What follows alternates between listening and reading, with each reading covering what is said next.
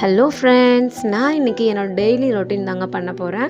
So நான் morning எழுந்ததுமே மாடிக்கு போயிட்டு காக்காவுக்கு சாப்பாடு வைக்க ஸ்டார்ட் பண்ணிட்டேன். ஸோ நான் வச்சதுமே 2 காக்கா வந்துட்டாங்க. அதுலேயும் இந்த காக்காக்கு பார்த்திங்கன்னா ஒரு காலில் அடிபட்டிருக்கு. ஸோ ரொம்பவே கஷ்டப்பட்டு சாப்பிட்டுட்டு கிளம்பிட்டாங்க.